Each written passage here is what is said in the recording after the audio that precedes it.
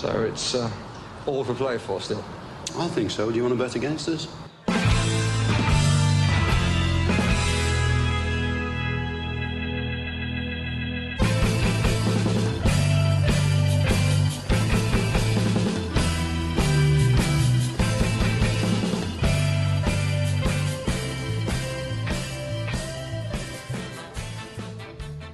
All right.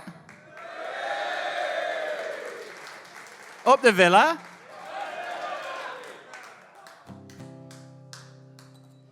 Before we started, Neil was putting diorolite in his drink, and it all spread all over the table, white powder all over the table. And he was like, "I've got to get this table cleaned. It's been filmed. It'll look terrible." My name's Sam. I go by the name True Adventures Online. Don't know if anybody follows me or anything. That's good. I should get a QR code, shouldn't I? Anyway, I'm going to do a few Villa songs. I know that the Irish aren't big singers, but if you could join in, that would make it really lovely. So, right, let's have a crack, shall we?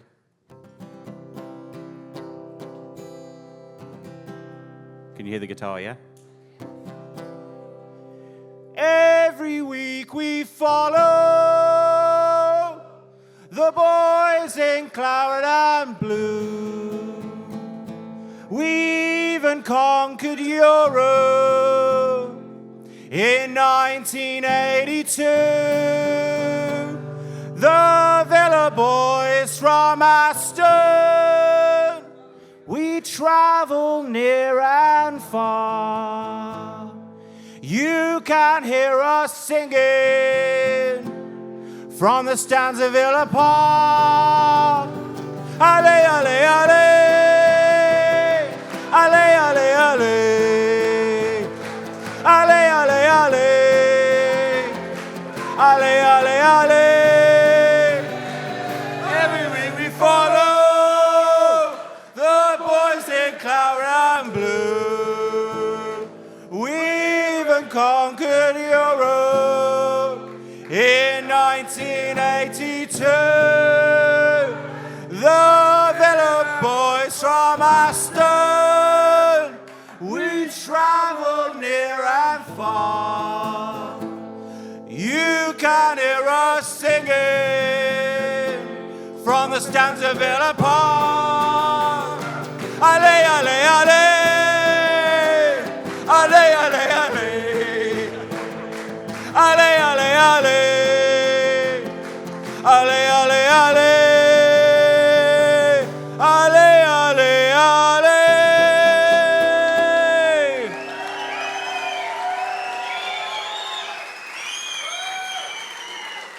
I specifically asked not to be stood next to Ian Taylor. That's a breach of contract, that is. Right, I'll do a couple more little ones, shall I?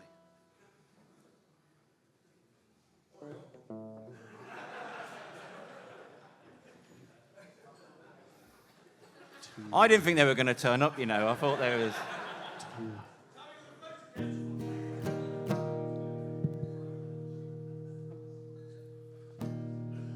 Paul McGrath, my lord, Paul McGrath. Paul McGrath, my lord, Paul McGrath. Paul McGrath, my lord, Paul McGrath. Oh, Lord, Paul McGrath. It's your round, my lord, it's your round. It's your round, my lord, it's your round. It's your round, my lord, it's your round. Oh, Lord, it's your round.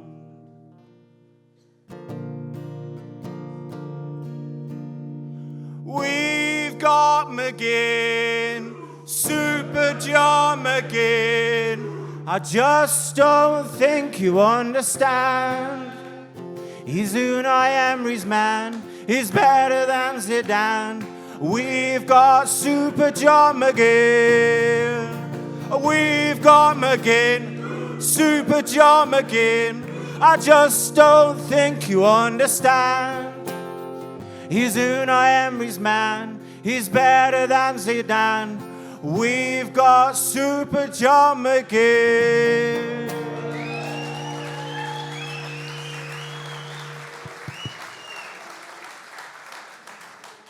The best backside in football. You're everywhere and nowhere, baby. That's where you're at. Riding down a bumpy hillside in your hippie hat, flying across the country and getting fat, saying everything is groovy when your tires are flat and it's hi-ho, Aston Villa, and away you go, oh baby. I see your sun is shining, and I will make a fuss, though it's obvious. The flies are in your pea soup, baby. They're waving at me. Everything you want is yours now. Only nothing's for free. The flies are gonna get you someday. Just wait and see. Open up your beach umbrella while you're watching TV, and it's hi-ho, Aston Villa, and away you go, oh baby. I see your sun is shining, and I will make a fuss, though it's obvious. And it's hi-ho, Aston Villa, and away you go, oh baby. I see your sun is shining, I will make a fuss, though it's obvious. Hey, good job. Good job.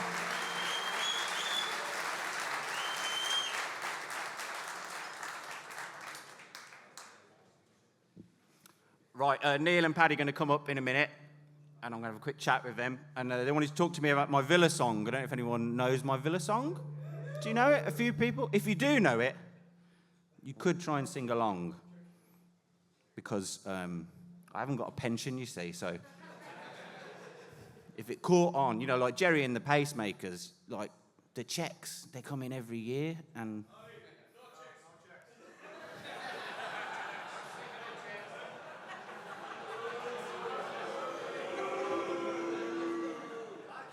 I'm sorry. We saw the island. We were in a bar last night. The Ireland team came in. I didn't even know it was them because, do you know what? They weren't very tall, apart from one of them. I was like, who are those blokes over there? It's the Ireland team. Anyway, we won't talk about that, will we? I'm sorry. I'm bringing the vibe down, aren't I?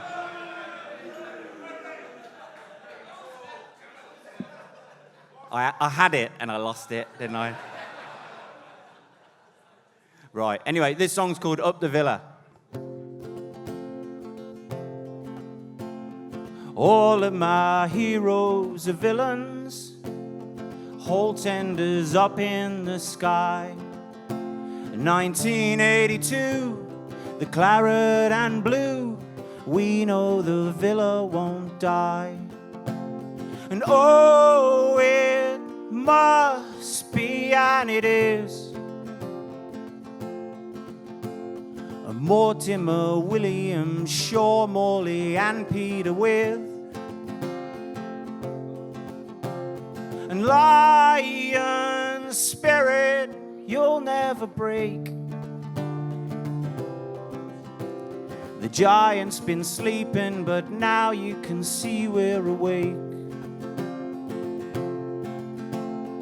All of my heroes are villains, whole tenders up in the sky.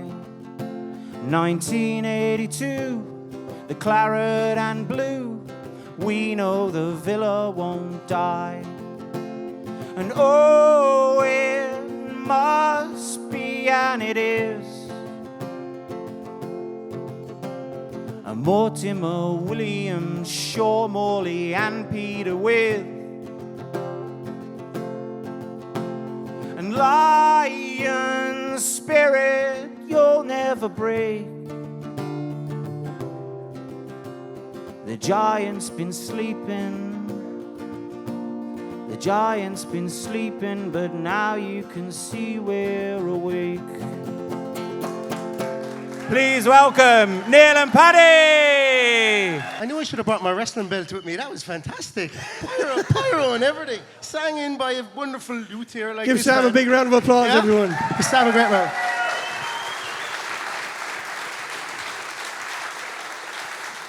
Sign of a true musician that can play somebody else's instrument. So well done. Yeah. You did a great And job. All that guitar has ever done has been dropped, because it certainly hasn't been played by me, that's for sure. First of all, everyone, I just want to say thanks a million to everybody for coming today, and welcome to our 30-year anniversary celebration of the 1996 League Cup. But it does seem a small bit like it's deja vu, because nearly 3 years ago we were all here before. Well, a lot of you guys here before, there's a lot of familiar faces here, and lots changed since then. I've got a small bit more timber, but it's okay, because what I've put on here, I'm losing back here in the back of my head, so that's fine. So, you know, it's all about balance, isn't it, really? And and Aston Villa have been in the Champions League, and we all hope that they're going to be in the Champions League again. So, yeah. So it's been a really, really great 3 years for Aston Villa Football Club since we were last here. So thanks very much to all of you, first of all, for coming. And we're going to have an absolute super day today. We're going to be chatting to Sam. We're going to be chatting to Nigel Boyle in a moment as well. And then we're going to have a small bit of a break, then intermission. We're going to have a raffle where you can win a signed shirt from one of the guys here. And one of those guys who are Ian Taylor, Alan Wright, Mark Draper, and Super Tommy Johnson. They will be on. Yeah.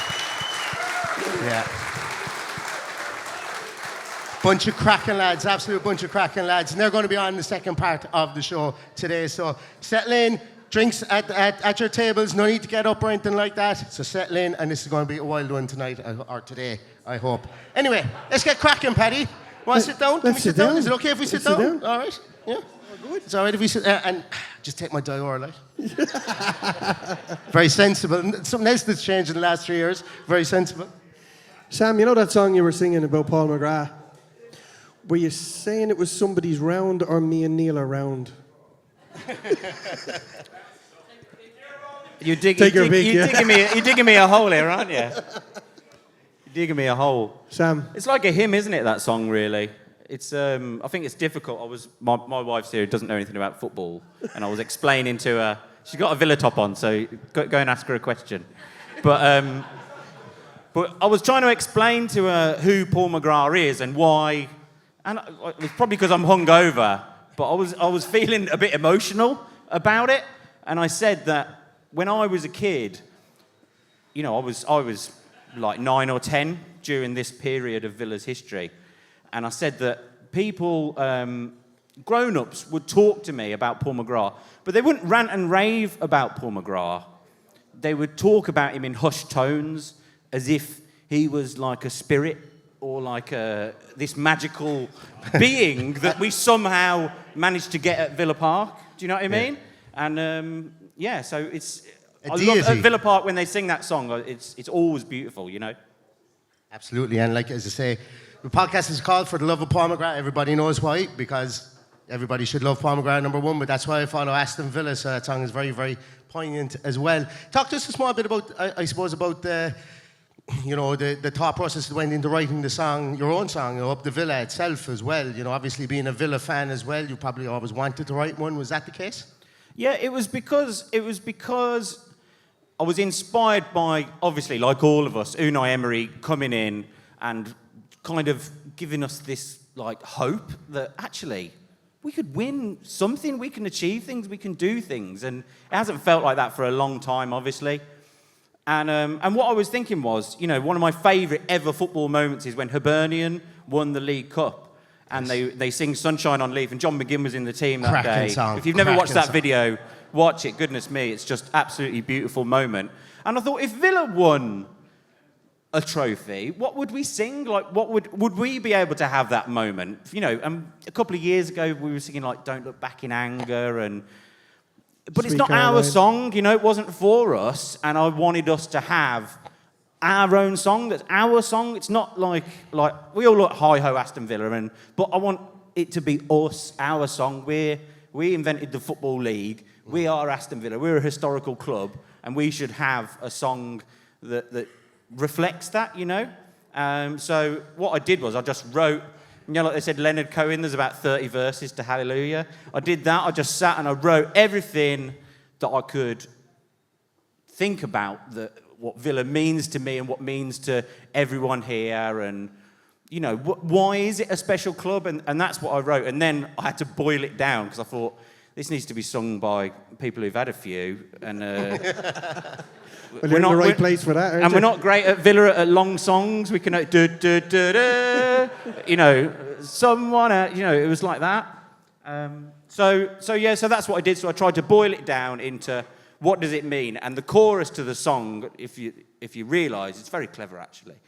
I thought you'd think that, all right. Yeah. Is the passing network of Peter With's goal against Bayern Munich. So it's Mortimer Williams, Shaw Morley, Peter With. I had to swap two names around because it didn't work. But obviously that's the moment that a lot of it boils down to for us, you know, when we were kings of Europe and when we were top of the world, you know. And it's also, like a lot of football songs, it's kind of slightly melancholy as well because, you know, the majority of football for our lives has been pain and misery, as it should be. You know, I don't understand how people support teams that win all the time. It must be terrible. But so that, you know, like all the best football songs, there's an element of melancholy to it, and also Halt Enders in the Sky, which a lot of people have messaged me and said that obviously means a lot to them because that has a lot of meanings, you know, because a lot of us were brought into football by our parents, our dads or our moms, and we spend years going to football with our dads and our moms, and then when they're not there and they're not able to come to the football with us, those moments, and that moment when it happens in, a couple of months, when that happens, when we win that trophy, it will be tinged with sadness for those people that don't get to be there with you, you know? So anyway, that's the idea of the song. So, and as I said, also, I haven't got a pension, so you know, it would be nice. Yeah, and we don't have a pension either, but that's a different story. We'll talk to you about that in the Grand Social later. So, Sam, look, we're obviously here to celebrate the 1996 League Cup final. What does that League Cup final mean to us? Last trophies you said that Aston Villa won, and you're writing songs for the future trophies that Aston Villa do win. What are your memories of that game back in '96? We're similar age, believe it or not. I know I look like I'm older than Methuselah at the moment, but we're similar age, so we've got kind of similar memories of it. But tell us what your memories are of '96. Well, I was 11. Was I 11? I was just about to turn 11 when that game happened, and obviously 2 years earlier we'd won the League Cup, the Coca-Cola Cup, as it should always be known, and you know, I thought, well, this is it. This is what being a Villa fan is going to be like. You win trophies, everything's great, you know. Little did I know, again, pain and misery, but when you're that age, when you're 10, when you're 11, you are never more obsessed with football than you are then. And I used to, you know, I had the programme. Someone at my dad's factory got the programme from the game because they went to the game. And I had the programme, and I used to just sit and read the programme. And the Evening Mail in Birmingham, you know, they released like a 20-page thing of the final, and I used to just sit there and read it. You know, there wasn't YouTube. And then when the VHS came out, I'd just sit and watch the VHS, watch the full 90 minutes.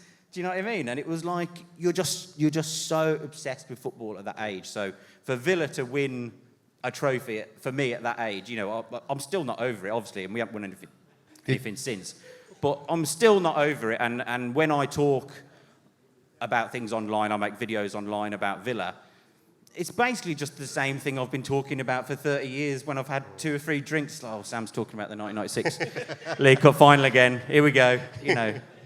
But so it was very special, but I mean, the idea that it's 30 years is absolutely ridiculous. Like, you know, it can't have been 30 years ago. Something's gone seriously wrong, hasn't it? Yeah. Oh, we'll get to that later, don't you worry. But you mentioned something there as well, you know, that Aston Villa, obviously, it's been 30 years since we won a trophy. It's about those kids, getting them ingratiated into Aston Villa, making them fans for life. That's what, like, those 2 League Cups, I thought we were made up forever. We're going to win a cup with regularity. And, you know, since these lads retired here, we haven't won anything. So, but that, as you said, that is going to change. And I remember... I was 11. I was nearly 11, actually. I was nearly 12 for 96. No, I was nearly 11. What age am I? Ma'am, what age am I?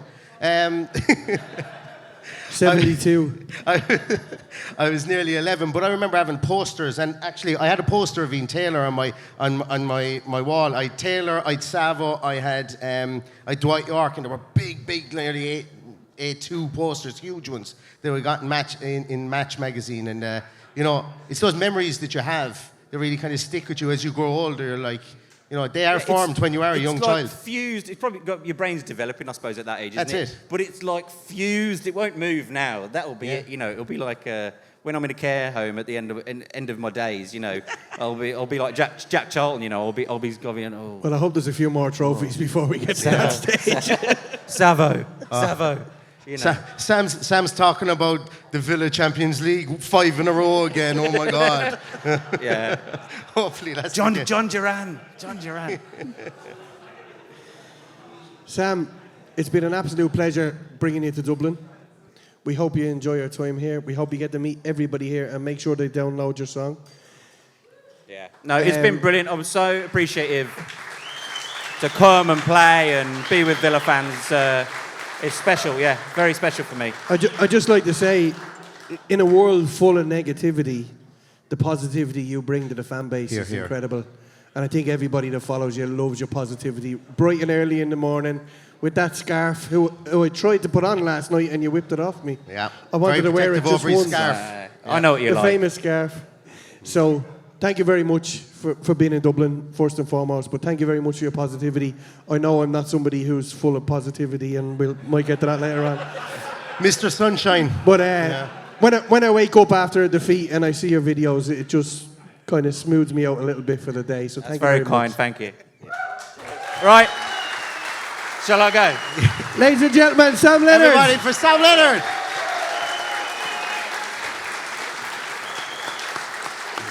And thanks very much, Sam. And I may or may not have agreed to start running or jogging. What is it? I think it's a soft J. Jogging? I don't know. Yeah. Neil, I nearly forgot. We were talking about Sam's scarf, which is obviously worth an absolute fortune. But there's something here from 1996. I'll just open it up here now. Oh, yes. No. I was wondering, what the hell is this? Look at that. So, this relic... I know he's not here. I think if Sam knew that this was sitting here, this is actually the shirt that Andy Townsend scored the 5,000th Premier League goal in back in 1996. I've never let it touch my skin other than my hand, so I've never actually put it on. But yeah, it's just a little bit of history that was there from 1996 at the Dell, one of my many away trips in back in the day. Yeah. But and if anybody Mark Draper, were you playing that day? And if anybody has seen that episode of Crime Call as well, where they were looking for that, at least you know who to dob in. Think it's about 500 quid you get. So Crime Call, Paddy Kelly. So it's time for our next guest. Absolutely. You might know this guy from Peaky Blinders. You might know him from Line of Duty. We know him from being a fucking good Villa fan. Ladies and gentlemen, Mr. Nigel Boyle.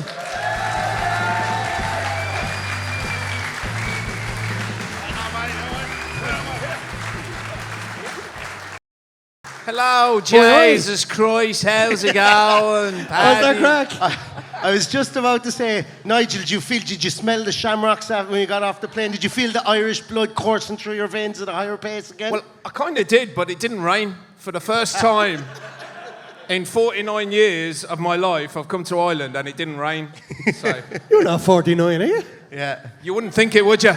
You wouldn't think it. Fucking hell, I stitched myself up there, didn't I? Nah, I'm 29.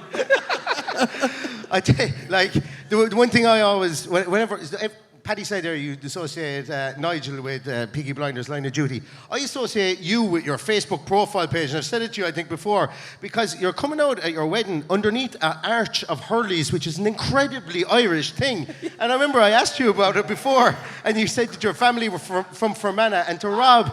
Hey, on your body! and to Rob the Great, me all of our hurtics, saying Fermanagh and Warwickshire, neither are hurling strongholds. So. Well, neither are GAA shockers in the slightest, mate, I tell you. But yeah, so we, my wife's English, bless her, God love her. But she's a lovely girl. But she's an Arsenal fan. But she's a lovely girl. Yeah. But she's had a lot of Villa and Irish in her lately, so she's all right. But yeah, when Sorry, ma'am. What do you mean, sorry, ma'am? She's the biggest laugh of everybody. I know, yeah. Confession tomorrow, ma'am. Confession tomorrow. When I said, go on, sure, we might as well get married. And she said, yeah, babe, I want to get married in London because that's where we met. And I was like, fuck that, I'm not getting married in London. As my mum used to say, she said, do you know, Nigel, she says, an Irish funeral is better than an English wedding. So I said, no, I didn't tell her, but I said we'll get married. We'll get married in Ireland, right?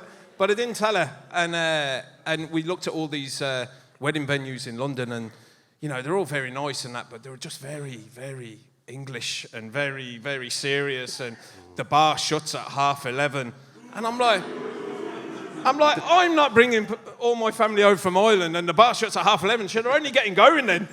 So I said, I saved this one place. My sister got married in a place called Cabra Castle in Cavan. And I remember 8 years before we got married, I said, if I meet the right woman, I'm getting married here. And I didn't tell her, but I took her to see Cabra Castle. And we looked at all these London places, and we drove up the drive to Cabra Castle. She started crying. I said, yes! And the rest is history. Was she crying because she was marrying you, or what's the story? I paid for it in cash. Like a true Fermanagh man. I tell you, I think I got the receipt, and it was like, do you know them? What do you call them? The receipt books, little A5 duplicate thing. book things. That's yeah. it, a duplicate thing with just a load of numbers on it. And that was it. There was no itemised receipt. It Cost you 2 and 6. Yeah. 6, 7. But tell us, Nigel, so you were born in Birmingham. Yeah. How did you become a Villa fan? Born in Birmingham. There's both parents are from Rosslane, County Fermanagh. Hey! And you know, we only sold tickets in Fermanagh because you were coming. Yeah. It's like the All Ireland all over again, isn't it? They put on a special bus and everything because of it, I think. But the youngest of 6 kids, and by the time I came along, my parents had settled in Birmingham, and they were publicans, and who's laughing? Jesus Christ! Who brought these? Got to be Ian Taylor. Fucking has-beens, Jesus Christ.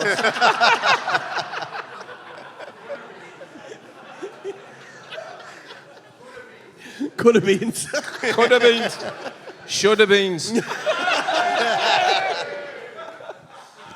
So anyway, my mum and dad, they ran pubs and up and down Birmingham, and you know we moved around a bit. And I was born in Moseley, and so the pubs were in South Birmingham. So I don't know if you know much about Birmingham, but there was areas called Bartley Green and Moseley and Harborne and Quinton.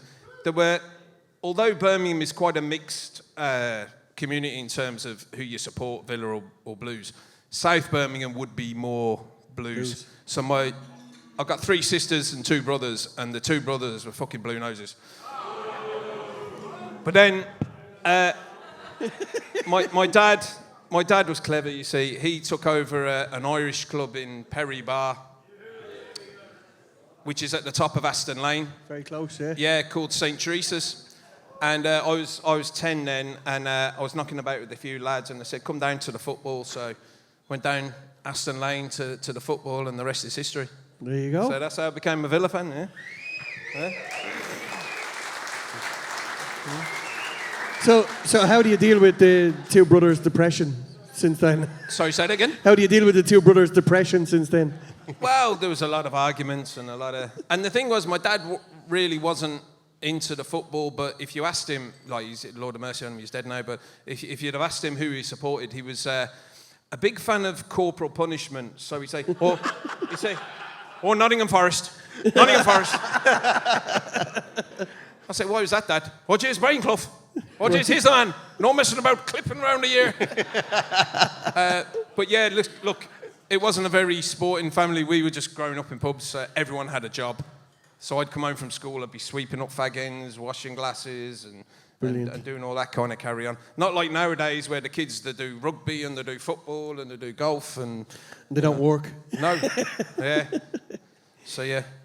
Brilliant. But, so you used to go down from Perry Bar to the games. What's your earliest memory of going down there? So, yeah, so when I was about... My dad passed away when I was 10, which was really unfortunate, and... there was a big community of Irish landlords in Birmingham, and one of his friends had a pub at the top of where my school was in Birmingham. And he called at the house and he said, come on, come and work at the pub. And so I did. His name was John McCullough. I think he was from Dundalk, actually. He was a lovely fella anyway. But his daughter, Sharon McCullough, used to work in the ticket office at Villa Park. Right? I remember. So he said to me one day, so I was working in the pub, I was bottling up and, doing all these things on a Saturday afternoon and washing glasses and all that. And he said, do you want to go to the football? And I said, I don't think my mum will let me. And he said, I'll phone her. So he phoned her and he said, I'm going to bring Nigel down to the football. She said, that'd be lovely. Thanks, John. Yeah, that'd be lovely. And he said, I'll drop him home and it'll be all right and all that. So he took me to a game. And he knew a fella called John Greenfield. Tales, you remember John Greenfield? Yeah, lovely fella. He used to run the shop, didn't he? Yeah, he did, yeah.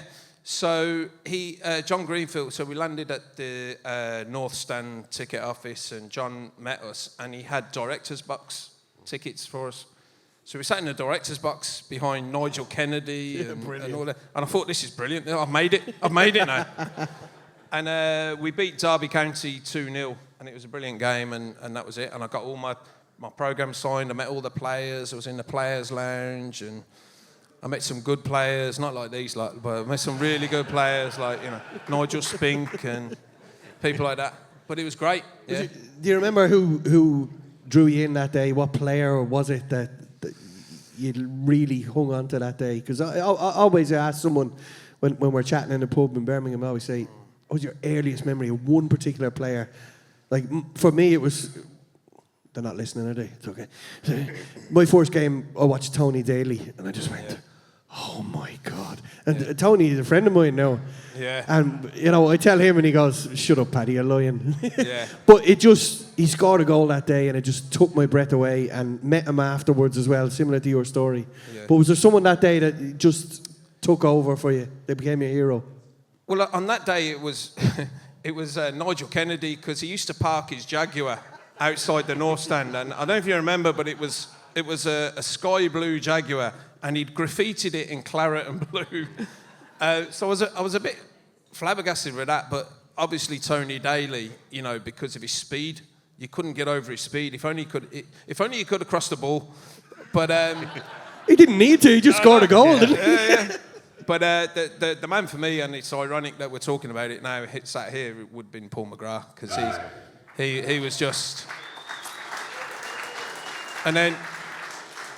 I knew we'd get there eventually. Yeah. I played football at school and that, and then I went on to do Sunday league and stuff, and I always played centre half, and I just remember that fella was just a different class altogether. Absolutely top notch. Yeah. Really, superb stuff. And the '96 League Cup final, were you at it? Did you No, get to go to it? I'd gone to university then, but I was at the '94 one. I was at the '94 one at Wembley, and I got tickets through this friend of my dad's, John McCullough, and it was a great day altogether. And I remember getting on the coach home. We used to get the coaches that the club used to provide because I was only 16. But I was well into the beer at that time. And I took a lad with me, and I think we were drinking bottles of Newcastle Brown. And I hope there was a toilet on the coach. and we, so we'd had a few bottles of these Nuki Browns, right? And we got on the bus, and it was literally a bus. It wasn't a coach, it was a bus. And I think we got a little bit up the M1 or the M40 or whatever it was, and I was desperate. I was desperate for a wee, right? So anyway, I was sat upstairs, being cool as you do, on the back seat. And very meekly, I went down to the driver and I said, "Listen, mate, you've got to stop, otherwise there's going to be an accident here." And he says, "Okay, all right." So anyway, he stopped the bus, and I was the first off the bus, and I was the last on it. When you talk about a horse piss, that's what it was, right? And I got on the bus, and everyone started cheering and clapping. But but then the Leeds one, I was at university by then, so I was a lot much more mature and grown up, and You were too cool to go to Wembley, were you? No, I wasn't too cool. I probably didn't get a ticket, but I was, I'd have loved to have gone, but it was great. It's just a shame we haven't won a trophy since, but It's unbelievable, isn't it? I'm sure it's coming. Yeah. As I say, Champions League 5 in a row is loading. It Yeah. really is. All we have to do is just qualify for the bloody thing first, then we'll be fine. It's like Ireland in the World Cups. Once we qualify again, it'll be So all we'll right. take the Europa League for now, and Yeah. we'll worry about the Yeah. Champions We're League. going to next win the year. Europa League and get into the Champions League. That's the way it's going to be. I take the Birmingham Senior Cup at the moment or something like that. I know I've asked you this before on the podcast, but in the last few episodes of Line of Duty, there was a lot of Aston Villa references for Yeah. Holt End Holdings, and Oh, yeah. for the people who are here and the people who are recording this, we're going to watch it. Tell us how that came about, because you just came out of nowhere with this stuff, and it was Holt End Holdings, and you were wearing a claret and blue tie, I think. weren't you? Yeah. So, Jed Mercurio, who is the showrunner and the writer and stuff, he's from Tamworth, and I think he's loosely Villa, but he wouldn't be that much into football. But I'd been doing Line of Duty since 2010. The first series came out then, and then that was the first series, and I was in Series 4, and then Series 6. But so by the time I got into Series 6, like Jed was writing for me, and he writes for the actors and the characters and the way they speak and stuff like that. So he knew I was Mad Villa. So the next thing, we were on set, and the thing is, we were shooting after COVID, so we all had to wear masks, and we had to wear masks as you're rehearsing. Okay. So it was all a bit stupid, really, because you're rehearsing, you have to rehearse, and then take the masks off to film. So it just seemed a bit futile, but I thought, well, if I'm going to be wearing a mask, I'm wearing a Villa mask. So, and I think they were shocking dear. I think they were about 15, 20 quid for a mask. And you only got one. PSR was the thing back then. So I thought, right, I'm saving that one for filming. But then I was thinking, right, so you go and you do like a costume fitting with the wardrobe people and that. And they said, "Do you like this one?" And I said, "This black suit." And I was like, "Well, what about this blue suit?" And I said, "Oh, okay, yeah, that suit, yeah." And the thing is, they don't want to upset you. They want you to be comfortable in what you're doing. And they said, "How about like a nice yellow tie?" And I was like, "How about this claret tie?" And, So then it became apparent that I wanted to be as much in the Villa kind of mould as possible. So when I went to prison, sorry, spoiler alert if you haven't seen this, but... Oh, you're talking about in the show? Yeah. All right. We bailed him out this morning so he could come here. So when I went to prison, I had a claret top and blue joggers and stuff. And then Jed was really cool. He started writing stuff for me. So my character's offshore business account was Holt End Holdings, which I now own the name of, by the way. So and he was just great. He was like, Jed is like a genius. He's just something special to write all this himself. and to have no other writers. Like in America, you have writers' rooms with, it could be 20 people in it, and this is just one man coming out with this, and he just really looked after me and wrote those things for me, and it was just a joy to be a part of. How many times did you say no comment? No comment. You tell me, I wouldn't know. Jesus Christ. And the thing is, when you get a script like that, and you've got, I was like, oh my God, how many different ways can I say no comment? And then the thing is, you've just got to let it go and just don't pay too much attention to it. But it was quite funny. And I've got a question that you might have to say no comment to now as well, but season 7 has just started filming. Yeah. You don't have any spoilers for us? Are we going to be seeing you in it? No comment. No comment. Well, they started shooting on Monday, and I think I'd have known by now if they were gonna include me. But my character's in prison, so anything can happen. Do you know what I mean? But what I do know is the last episode hasn't been released, so you just never know. You just never know. Do they film multiple endings so you can't have spoilers, or is it just? Yeah, so it's really interesting, and what Jed does, he releases probably 2 or 3 episodes at a time. So before you start shooting something like this, you do a table read where everyone's there and the producers and the writers can get a feel for who's doing what, and you read through maybe 2 episodes, but that's all you'll get. And then you might get another episode a few weeks into filming, and then you might get another episode, and then you're filming different endings, and it's high quality drama, so they'll spend a lot of time on one scene. So to put it in perspective, if you were filming a soap or something like that, I did a lot of episodes of Doctors when I was starting out, because that films in Birmingham, right? And you would probably do 25 pages a day of a script. With Line of Duty, you'll probably do 3-4 pages a day, because it's a lot slower. You'll get on set and we'll chat and we'll talk about what's going on and the subtext, and there's so much subtext and depth to the scripts. Whereas soap operas, it's all there. You know what I mean? Nigel looks at Paddy, and you can tell he's annoyed. You never looked at me and looked annoyed. No, yeah. You might have looked at me and went, "Where's my fucking point?" But you never said look annoyed. But like with Line of Duty, like it's all there. It's all. You read a scene and then you think, bloody hell, what's going on here? And then you read it again, and then you're like, okay, and then you've got to really do the maths in your head. But it's great to be part of, and I'm so lucky to have been quite prominent in it, really. And how did you get? I should have asked you this question earlier, but you mentioned you were in university. Obviously, it wasn't acting university. How did you get into acting from that? What did you study in university?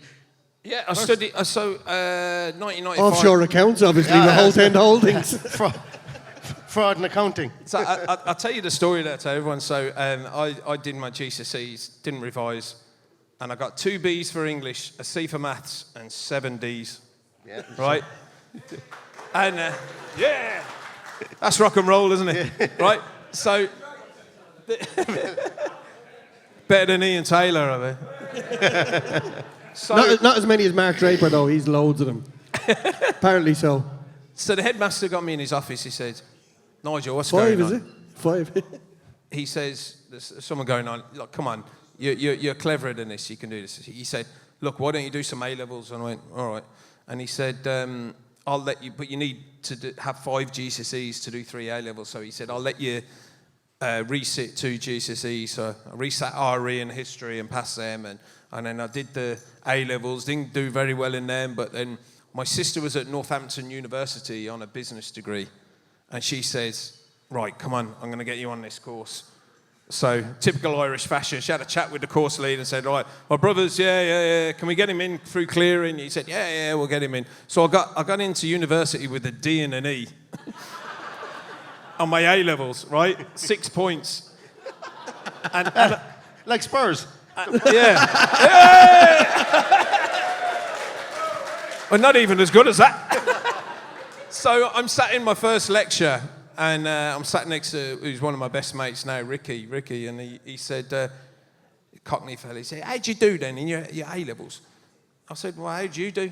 He said, "Well, I got 3 Bs, 24 points." He said, how many did you get? I went, 6.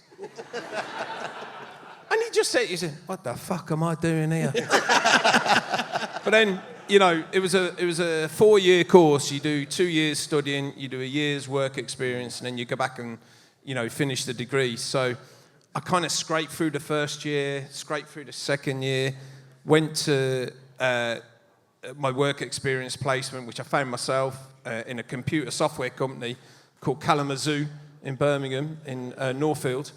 And it was great at the start, but then by the time I got to the end of it, I thought, I'm in an office here. I'm not made for this. Because here's what I do when I get bored. I just grab a bit of paper and go walking around the office, chatting to all the ladies, or, you know, all my mates, and chatting about football, but just to look like I was busy. Yeah. And then I thought, by the end of it, I thought, this isn't for me. Like, I'm not cut out for this. I'm not clever enough. Like the marketing director said, Nigel, did you send that email? Did I send that email? Did I send that? Could have done. And I'm like, yeah, I'm not cut out for this. So I went back and finished the degree. Got a 2-1. Way! And then that was it. And then I come home, and then I was going to go travelling around the world. So I had all the injections. And it's really funny because when I met my wife, like not long after, and she said, how have you had all these injections and you've only been to Ireland every year for 6 weeks? And I was like, yeah. And I was going to go travelling, and something really bad happened, and I got a phone call in the middle of the night. My mum phoned me up and said, your brother's died. He passed away in his sleep. And it really shook my world, really knocked me about. He was a diabetic, and he got pneumonia in his sleep. He was only 32. I was only 21.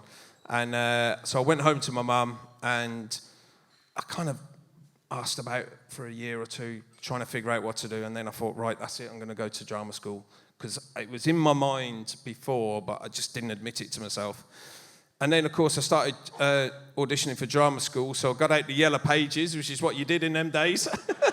There's no phones. And going down drama school, I found Birmingham Drama School, and I phoned them up, and they said, yeah, come along and do some Tuesday night part-time adult classes. And yeah, rest is history. So I auditioned, and they don't let you in unless they think you can really do it, you know, because it's intense. Drama training is really intense. You got to learn a lot about yourself, and, you know, work on your voice and your movement and stuff, which I'm still trying to work on now. But like, they won't take you unless they think you can handle it. Yeah. So I did 3 auditions over a year and a half, and then the final audition I got in with a scholarship, and then that was it, straight off. So that's how I did it. Superb. But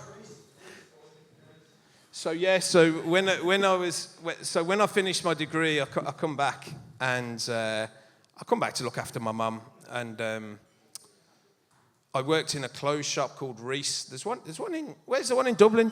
There's a Reese in Dublin. Is it on Grafton Street, no, or one of them streets? They'd be too trendy for you. It just went over our heads. I don't know why I'm asking him. We only go to Pennies, you know that. Marks and Spencer's. Pennies are the Villa shop, obviously. Yeah. Or Primark. I actually moved house recently, and I threw out all my clothes because I went, new house, new wardrobe. It's it. We you know, for this event, and I work from home, so like got to this event, opened up my wardrobe, and went, I actually don't own a shirt. I've got like 2 t-shirts that aren't Villa tops now, and I'm going, this is going to be difficult to try and do it. And I went, I'm going to a Villa event, just put on a Villa shirt, it's perfect. Yeah. So I worked it. So I liked this clothes shop called Reese. I know it's hard to believe with the way I'm dressed, but I was into clothes, right? And this shop was on the corner of Corporation Street, opposite the ramp, if anyone knows Birmingham, right? Remember it well. And I was a Saturday boy there, you know, so I thought I'll go back there full time. And lo and behold, who used to come into the shop but Lollipop over there, Tails. Jesus Christ. Lollipop. Lollipop. Absolute lollipop. So you come in hung over from the night before. But, you know, it was class because we get all the juice from all the dirt from what's going on at Villa and stuff like that. So I've known Tails for how long has that known Tails? Bloody hell, 30 years. 30 years, can you believe it? I don't look that old. He does, but I don't. I told you I was shocked when you said you were 49. But so worked in Reese, but then going to drama school was the best thing I ever did in my life. And then I met my wife, who's also an actress, and no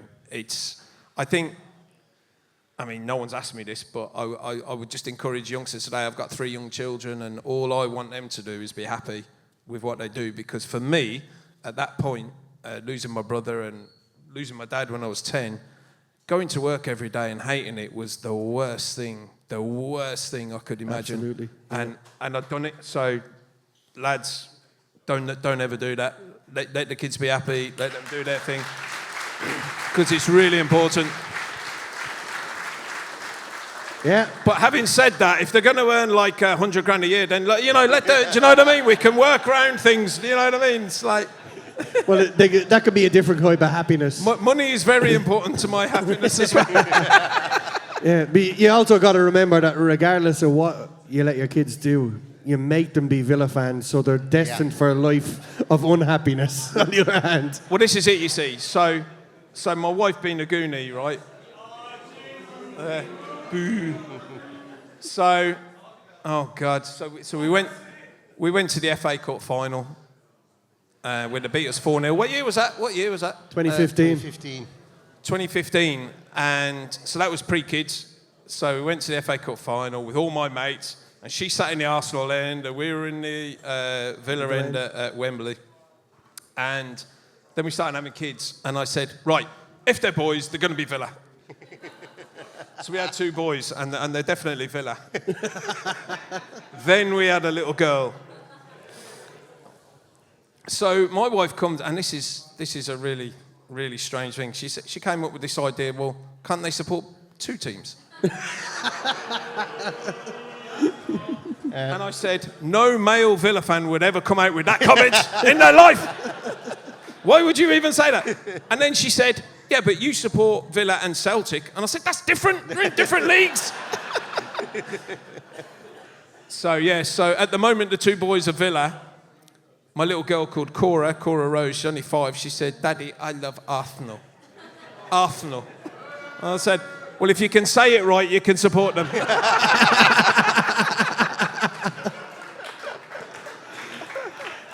Nigel, pleasure having you in Dublin.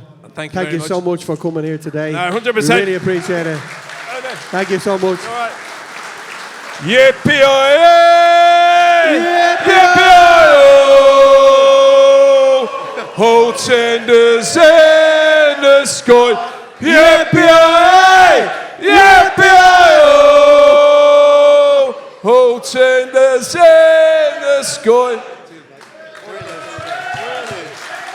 Ladies and gentlemen, Nigel Boyle. I have vivid memories of it. It was one of, as I said before, I was 11 years of age. Real formative game in my following of Aston Villa, as was the '94 League Cup final. And I've got a real vivid memory. I can remember actually almost waking up that morning. Not almost waking up. I can almost remember from the moment I woke up. I wasn't in danger of dying or anything like that, but I did wake up. But I can remember from the very first thing in the morning all the way through to just before the game, and obviously the game itself. And I remember I had this massive master plan because I thought nobody else in my house would really want to watch the game. And obviously I was a huge Villa fan. I had all the shirts from that year. It was the first year that I really ingratiated myself and got engrossed at Aston Villa. My walls were plastered with Villa posters. One of my mates actually tore my Ian Taylor poster, which I had to set a tape together, and we fought for about 45 minutes, just like UFC style. There was no rules. It was absolutely... so don't tear my posters when I was 11 years of age, that's for sure. But that morning I woke up and I thought in my mind I had to have this plan formulated. So the first thing I did was I got up and I went into the sitting room to make sure there was nobody in the sitting room. And as in every Irish house, the key for the door is always left up on top of the architrave. Everybody's house does that. That's where you leave the key. It's up there. But I was 11 and I was like... I was 11, I was the same height as I am now, and I wasn't able to fucking reach up to the architrave. So I had to devise a way of getting up there without anyone seeing. So I got the key down and put it in my pocket. Plan number 1. That was part number one of the plan. Then I had to go away, and my grandmother was living in the house at the time, and I had to let somebody in on the story because it was killing me. It was riddled with guilt. Good Catholic child, couldn't keep a secret from Mammy and Daddy, couldn't do it. So I said, Nana's the best one to do it. So I went into Nana and goes, I want to watch the match, and I'm going to lock myself into the sitting room. That was my plan. So she made me popcorn and hot chocolate. And she put him in the sitting room and came down and told me when the coast was clear. And I went in and locked the door, and I thought it was brilliant. And little did I know, my mum and dad wanted to watch the match with me because they were like, oh, brilliant, he's a Villa fan, Villa are playing in it. But I was convinced, so I'd lock myself into the room so I go watch it in peace myself. And it's just mad the way those little things kind of stick with you. But it really, really, I wanted to tell that story because when Sam said about the formative years of being a football fan, I'm just so glad it was Aston Villa, and as Sam said there as well, I don't think I'd love football as much if I was following a team that won the whole time. So this game is like it's burnt indelibly on my mind. You fucking would. I love hardship, believe me. But so thanks to everybody for coming today, and it's a really big day. It was a really big day in '96, and I'm sure everybody has a silly little story like that about how much that day. I have a great story about that day. You were at it. I was fucking there. Yeah! And it's a great play. It's so funny looking at a few people in the audience that we've invited here today, because there's people here today that didn't know I did anything like this, and they're looking at me going, what the fuck is going on here? So, you're right there, John. But not only was I there that day, we have 4 guests who played an integral part, and let's not waste any more time. Over to you, Neil. So, first of all, guys, we're going to introduce you up. I've got a little kind of surprise for you. So, you may be able to spot some AI slop here, okay, right? Because Alan Wright, we're going to introduce you to the stage, but can you please play Alan Wright's intro music, please? Like Alan Wright storming in, 96 final, Villa win. Woohoo! Leeds came in, Wembley roar, history born, Clarence Star.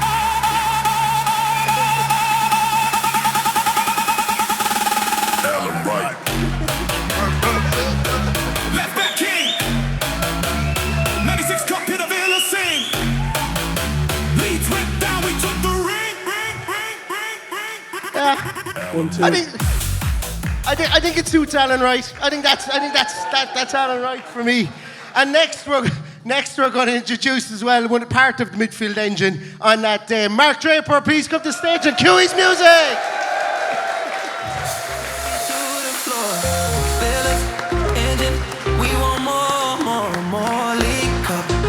Lifted high tonight, Wembley calling under those lights. Draper,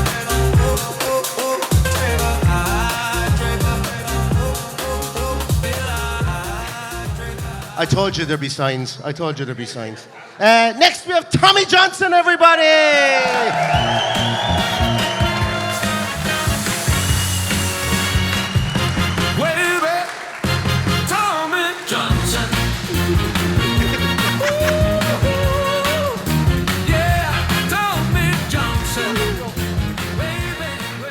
Bit of Northern Soul from the guy from the Northeast, you know. I had to get Northern Soul in there somewhere. And last but not least, Mr. Ian Kenneth Taylor.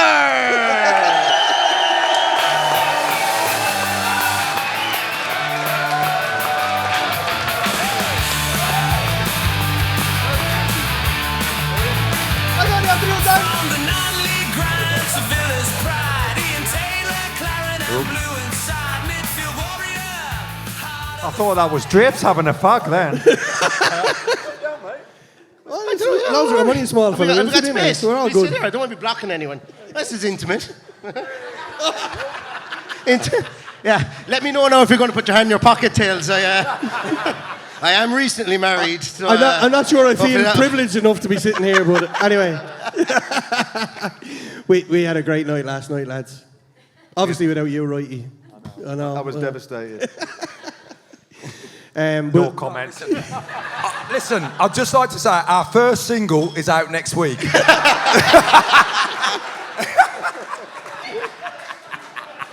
30 years too late, mate. Oh, last night. Tommy. Oh God. Tommy, my man. You've got to leave first, so Okay. we're gonna Yes. start I with live you. in Belfast now, And- so I know there's a few people here from up the road. Hello. So I got the train down yesterday afternoon, and we still do a lot for Villa. So we're at the game last couple of weeks, and we said, right, we might as well come over on Friday. Apart from Wright, who said he was working, he's not. He's a boring bastard. That's what it is. No, he's not. He's proper. But so we arranged to meet last night with the lads, and it was a bit. It was a bit naughty. Apparently, Tels It was can't remember carnage anything. last night. It was carnage. Carnage. I am still pissed. I've got to admit. That's not water. No We had a- diorite in that glass anyway, that's for sure. We had a little bit of a good night last night, didn't we, lads? We had a cracker We last did. night. It was good. It's that good. We can understand what Neil's saying today. We didn't have not a clue what he was saying last night. Oh, be Jesus, be Jesus, be Jesus. Nigel, can you come and translate, please? Aye. No, to be fair, we was in the club and I said to you, because I don't know where I'm going, and he was leading us all around. And I said, what's the name of this bar? And he said, it's number 37. I says, why did they call it that? He says, because it's number 37, you thick bastard. That's God's He's not honest wrong truth. either. That actually happened. You just robbed my story there. Mind you, while we're on Mark Draper's geography, he famously gave an interview and said he would love to play for an Italian club, maybe Barcelona. Did you ever find out where Barcelona actually was, No, Mark? to be fair, I'm a thick cum. Oh, sorry about my language. He's not thick. He's got Oh, 5 GCSEs. well, that's what the first wife called me. No, to be fair, I can't remember. What was the question?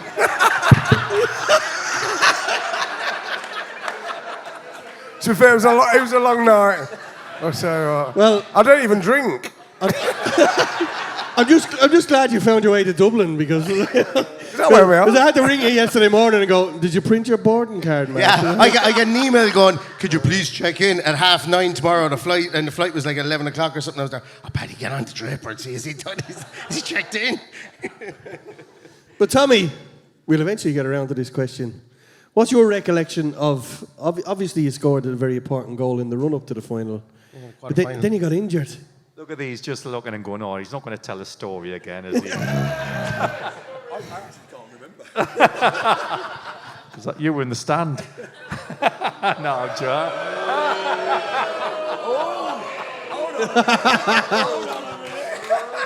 Hang on a minute. In my defence, we walking on there and they went, oh, Tommy, there's your usual place there, the bench.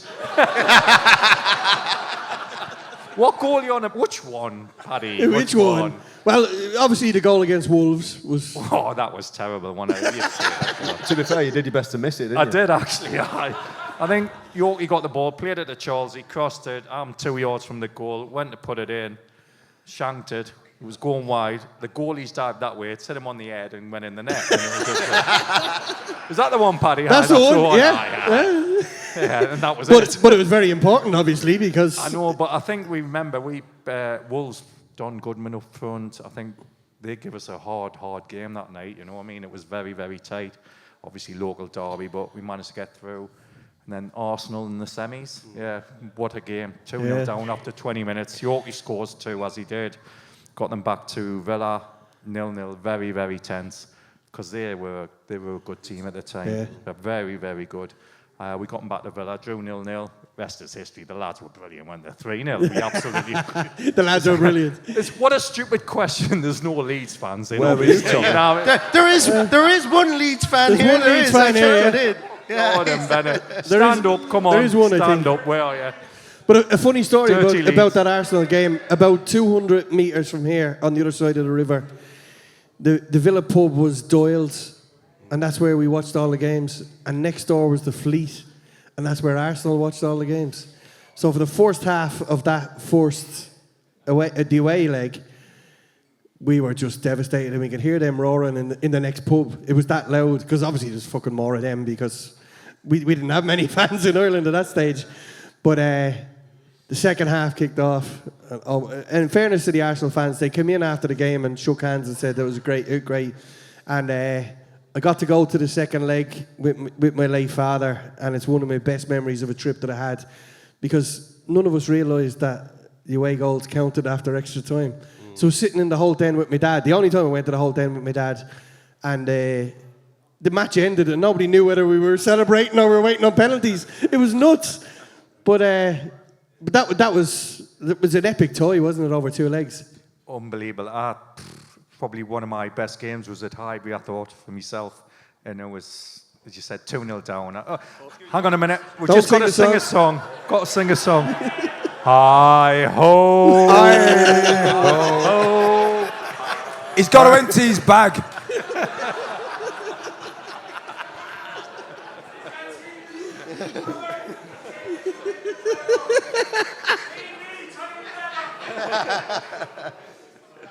Wait till he comes back out.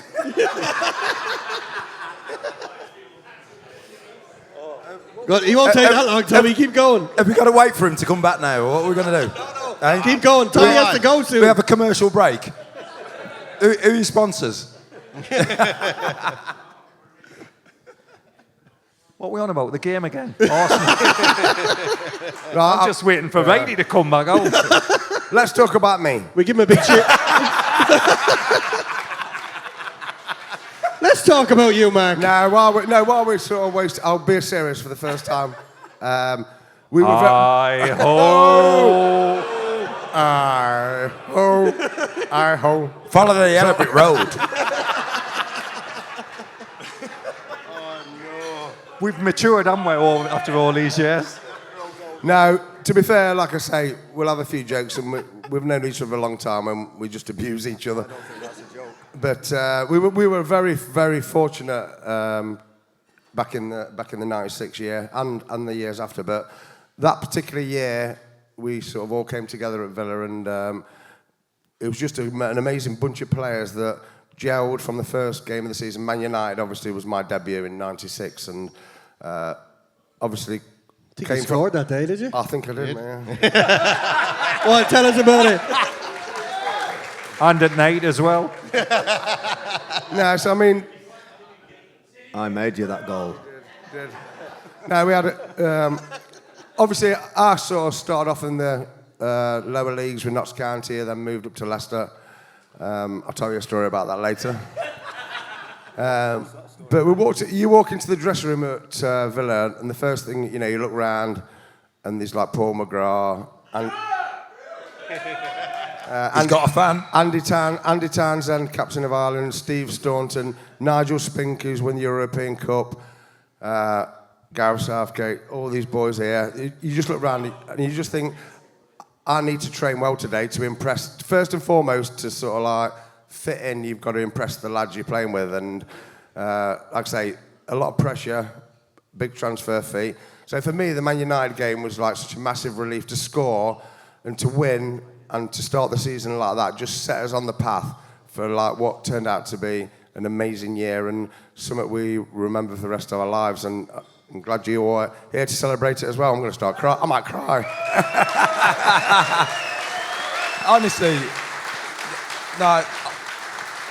Honestly, guys, when we first joined Aston Villa, there was a massive Irish connection with the Irish players that played for the club, and it was great for us because we used to get flights over here after games and have a great night out. These guys could work for Bord Fáilte selling Malahide. Honestly, they love Malahide, apparently. We heard nothing but Malahide.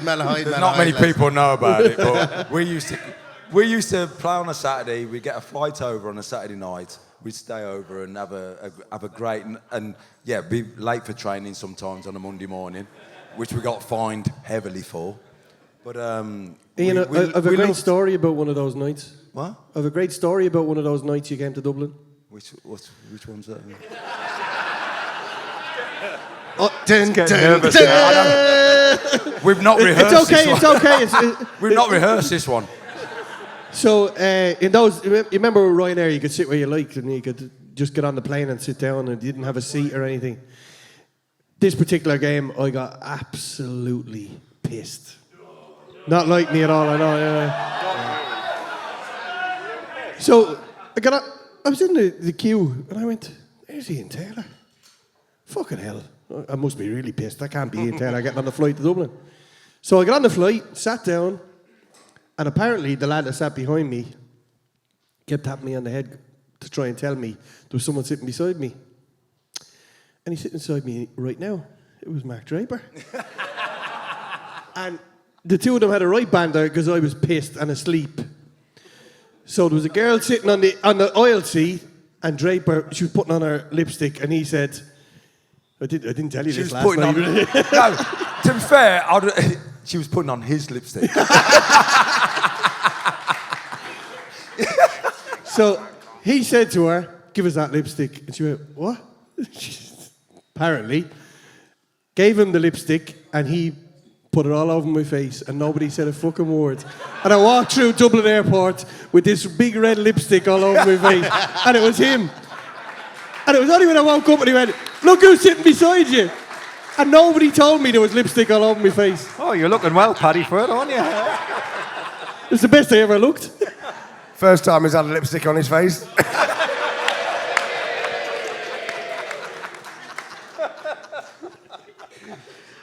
Guys, you all joined Villa at the same time in the same transfer window, wasn't it? It was the same year anyway, 1995. Yeah, Tails signed first, I think, in probably Yeah. December. Then me and Gary Charles, January. Right, he was probably February time, was it? signed in Yeah, there was no transfer windows and then. and then we signed the 88 on the end in the summer. Yeah, and you were all signed by by Brian Little Yeah, as Brian, well, you know.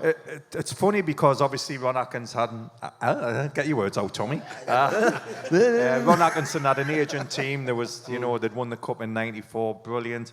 I think when the gaffer came in, Brian Little, he'd watched all our careers playing at a lower level and thought we could do a job in the Premier League. And it wasn't years till later that you realise that he'd signed early 20s, mid 20s. You know what I mean? And then just turned the team around. And I think, as Draper said before, just gelled. The dressing room was brilliant. You've seen the crap we had. Like, I've only met these two idiots last night. Like, apparently they do a podcast and all that, and they're quite funny on the Nigel apparently, but we had such a crack, and I was sitting next door, and the lads are going in the pub, and James Connolly and going, what was it like in the dressing room? And if you're not part of it, it's just different. And the lads will testify, we just hammer each other. Me and Tails room together. Imagine what that was like. And then you've got Phil and Grant Mitchell here, like, and so He's nicked my line there. He's nicked my line. EastEnders. Look at him. Look at him. Dun, dun, dun, dun, dun, dun, I think last night was like an episode of EastEnders. I thought it was Right Said Fred myself. Like, I think I ended up with Doc Cotton. So just to give you an idea of him. Well, it was him. So we were playing Everton away, and on the morning of the game, we was made to get up for breakfast because we want to make sure you're replenished with the right foods and all that type of stuff. It was just coming into it, wasn't it, sports science. And so we've gone down for breakfast, and on the way back up to the room, Numpty here has banged a little red square and set the fire alarm off. So the whole alarm in the whole of the hotel is going off. Haydock Thistle Hotel, yeah. So me and him just go and get back in bed because we know there's nothing happening. So literally about 10, maybe 15 minutes later, the phone rings in the hotel and I pick the phone up and no, it's not me you want, it's Mark. So I pass him the phone. You do know the fire alarm's going? Yeah, but don't worry about that. That was just me mucking about. The whole of the hotel had been evacuated. So they're all and so we eventually go down, and next there's like fire engines, there's like 4 or 5 fire engines, and we just go, we'll be fine. I think he got fined about $1,000, didn't he? For getting the fire engines out. That's the type of thing he was up to all sorts of no good, but great times, weren't they? When you mentioned fire alarms, when we picked Mark up yesterday, he was running through the airport, and he says, "I need to have a fag. That's the first. I need to have a fag." When the smoke comes out, yeah, we thought Drapes was having a fag. So I asked him, I said to him, "Did you smoke when you were playing?" And he went, "Oh, fuck it, yeah, 20 a day." Yeah. Only when he was on I've fire. some bad habits, me. And I just thought to myself, this fella was the fucking greatest passer of the ball. Yeah. Imagine what he could have done if he didn't smoke those 20 fags a day. I know. Mate, honestly, that's the thing. Like, back in the day when we played, there were... How many guys smoked? There was, like, Peter Schmeichel, there was David Ginola, there was... Savo. Hugo, Savo, you. Peter Schmeichel as well. It wasn't the peak of fitness back then. Do you know what I mean? So we just got away with murder, and it's like to do what some of the guys did back in the day on that level was just like different gravy. Different gravy. I think because, on like, that though, Tails, I think you've got to agree that Brian was brilliant, wasn't he, the gaffer? Yeah, to be fair, Brian Little just let us do what we wanted, really. But as long as you did it on a Saturday, that was the main thing, and we did it on a Saturday, and you know, yeah. Honestly, I think, the guys talk about team spirit, and like we see each other most weeks now, and it's like we're just a bunch of kids. We just fuck about all the time. We just rip the arse out of each other. And it's brilliant because like we were teammates, but we were mates as well, and we'll be mates for life. So and that's what you want in football. That's what you want in football. I think just on the back of that, I think when Me roomie. I think just on the back of that, We won't tell you what went on in the room. Makes a lovely cup of tea, don't you, Tim? so I used to have Rohypnol. Where's this going? Because Drapes was that boring. No, to be fair, on a more serious note... All right, Neil. More serious than Rohypnol. No, you did used to have sleeping tablets, didn't you? I'm sitting here Like thinking, footballer. how many kind of disclaimers am I going to have to put under this on YouTube? Like, may contain this, may contain... To be fair, Drapes is here till next Wednesday, so God help Dublin. What we're celebrating? No, to be fair, we were roomies, and to be fair, this lad was a proper player. We never played for England. I will never know. Because he was shit. That's why. There's a lot of love on this sofa.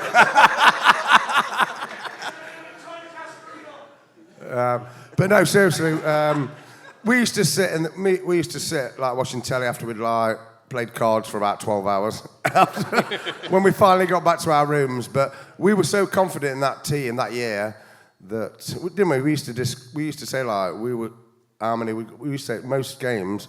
Obviously, Liverpool was a bit of a bogey team in the '96 year, and obviously Man United were a great side. But generally, we used to sit there and go like, how many do you think we're going to win by tomorrow? We're that confident. Everyone knew the roles, everyone knew the jobs, and everyone trusted each other. And going back to the sort of the drinking stuff with Brian, I think that was part of Brian's management skills because he knew by the time it came to the weekend that we would be ready.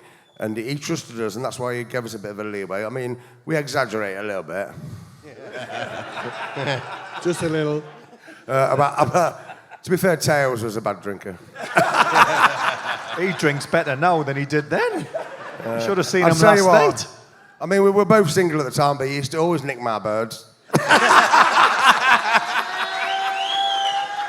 And blokes. I told you, whatever stays in our room stays in our room. Right. Yeah. Oh, sorry, Ian. No wonder Tommy walks with a limp now.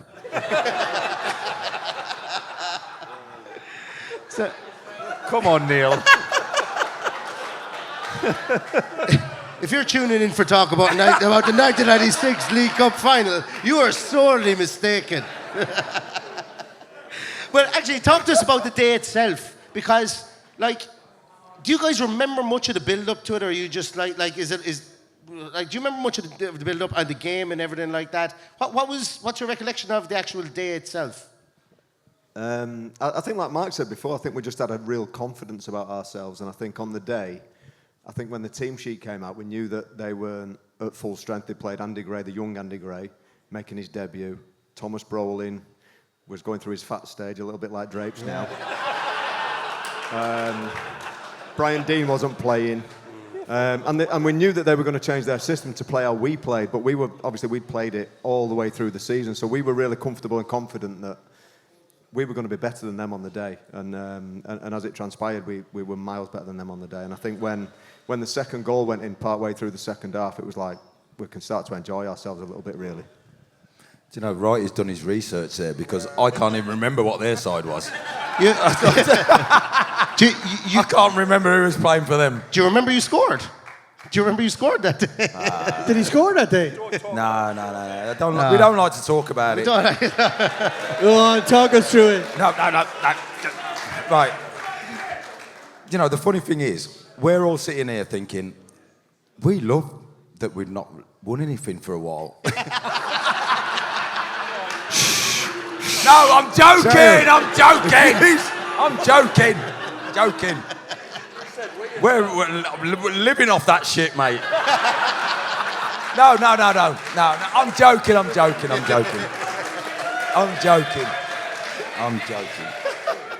joking.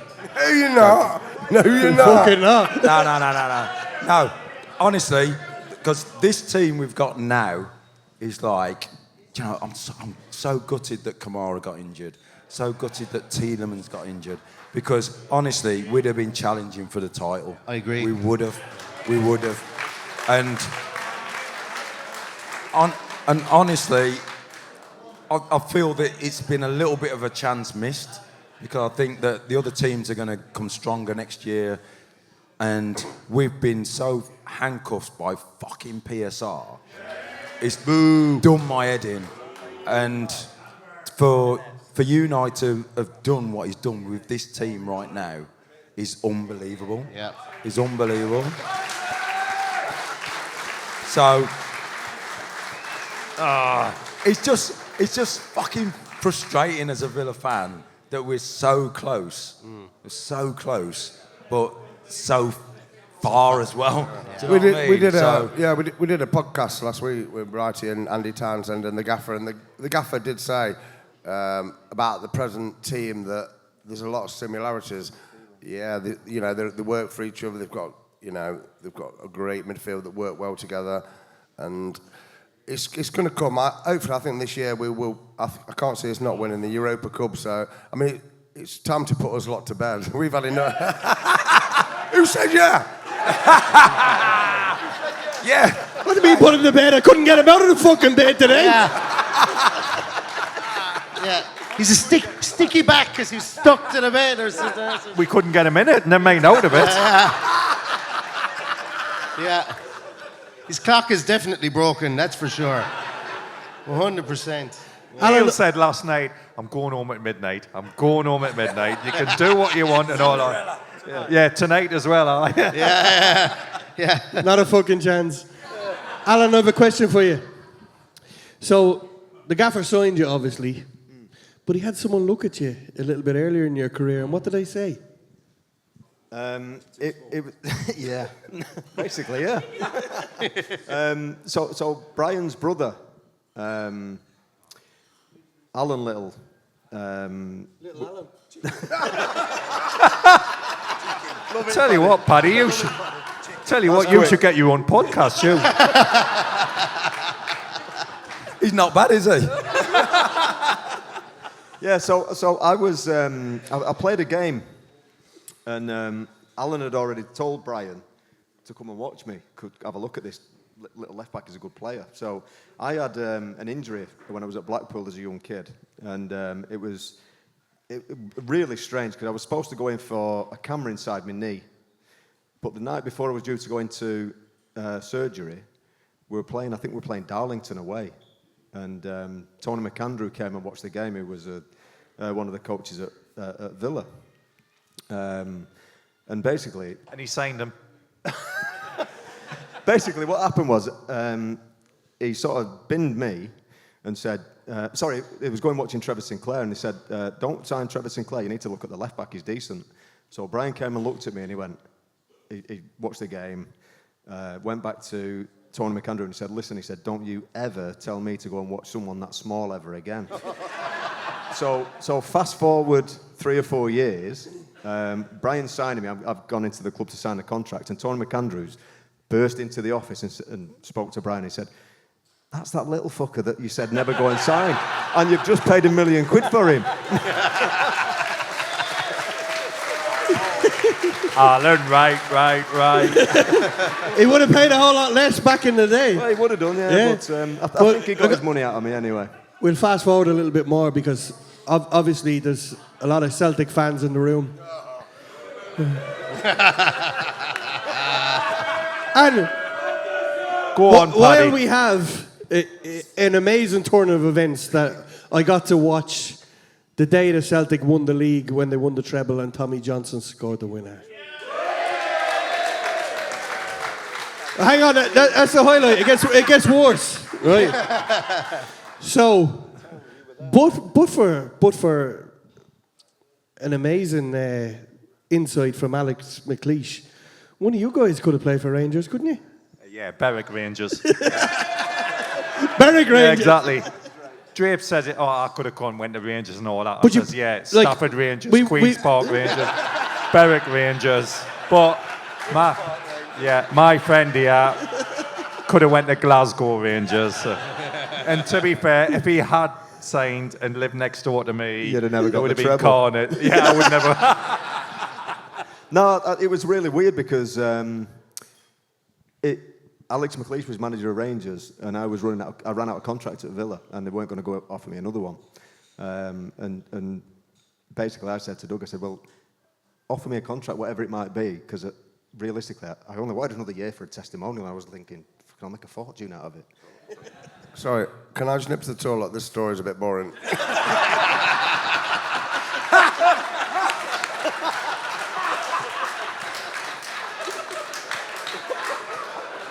Mr. Mark Draper, ladies and gentlemen. What's it going to be like at 11 o'clock tonight? Can we get the videographer to follow us around for the day afterwards? I don't want to miss any of this gold. It'll be fantastic. So basically, what happened was I had to catch up with Rangers in Frankfurt, and it was the most horrific journey to get there ever. It was like a flight and then 4 hours in a taxi and nightmare. So the next morning, we literally went for a training session, and it was a running session. I kept myself quite fit. And on the way back from the training pitch to the hotel, McLeish pulled me and he went, I've changed my mind, I don't want you. And I started laughing. And I'm going, yeah, good one. And he went, no, I'm being serious. He said, I don't think you're going to cope. So I went, with what? And he went, the level in Scotland. So I went, are you fucking real? I said, I played 13 years in the Premier League and you're saying that I'm not going to be able to cope in Scotland? And then I had to try and resurrect. It's a good I league, ended up that. going to Middlesbrough. I'm still talking about it, Drapes. So I ended up signing at Middlesbrough, and then I had a brief period there, and then on to Sheffield United, and so on and so on, yeah. And to think that Alex McLeish... Is this still the same story? Okay, now. Dum, dum, dum, dum, dum, dum.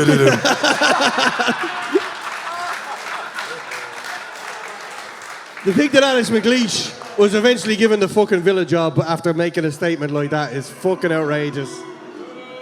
But anyway, Mark, you nearly signed for Rangers too, didn't you? Yeah. I'm just so happy that I can share a couch with you knowing that neither of you played for Rangers. It's great. Did he? Fuck. There was no chance. Go on, say it. Berwick Rangers. Yeah, Berwick. So what happened there? I didn't. Oh, remember. I didn't. No, it was John Gregory at the time was the manager, and to be, Fucking loved himself. Sorry, mate. Did he love himself more? We're not recording this, are we? No, to be fair, I played for Leicester '94, and John Gregory, obviously Brian Sam. Oh, shall I tell him the transfer story? No, Yeah, they paid too much. No, yeah, I'll lead on to the John Gregory bit after, but I was at Notts County as a kid, and back in them days, when your contract ran out, you had to go to like a tribunal. So it was basically like going to court again. So basically, Notts County, I was out of contract. Brian rang me, I want to sign you, but it's going to be a tribunal. There's like a couple of ex-managers on there and a ref and whatever. Like, it's a bit like VARs. So anyway, Notts County wanted 2 million, which in them days was like ridiculous. And I think Leicester offered 250 grand. So anyway, we go to this tribunal, you have to sit there and they talk, you don't say nothing. Both chairmans are there and there's a panel there. And anyway, they tell you how many appearances you've made, which was like, I was 24 and I made like 250 appearances, 50 goals. Now everybody else is asleep here, come on. So basically, anyway, they come to the fee, and bear in mind, Leicester's transfer record at the time was 330 grand. We were both expecting it to be 600-700 grand. Eventually, they put it at 1.25 million. So like everyone's looking at me. So anyway, we're getting to Martin George was the chairman at Leicester at the time. So he got his chauffeur, and we get in the back of this big Rolls Royce. And Brian gets in the back and he looks at me and I look at him. He says, "You better be fucking worth it." And it must I be, was. You must have been, because he then went and signed you again for Villa afterwards. Oh yeah, it was all about John Gregory, wasn't it? The funny thing is, his 250 appearances were in Lily Bordellos. Pinching my jokes again, aren't you?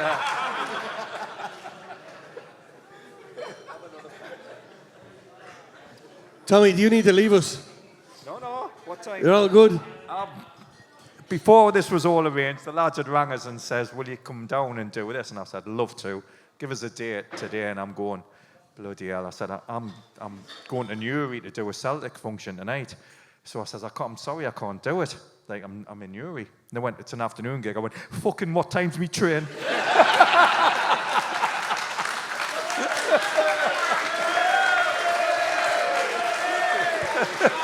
So it was, I'm all right for now, innit? Connolly's only... Fucking soon, hopefully. So me train's at 10 to 5. No, I've got plenty of time. But I'll probably miss it. Nigel said he's getting the 9 o'clock plane in the morning. Good luck, Nigel. Yeah. Good luck with that. Good luck, son. We'll just be getting in then, mate.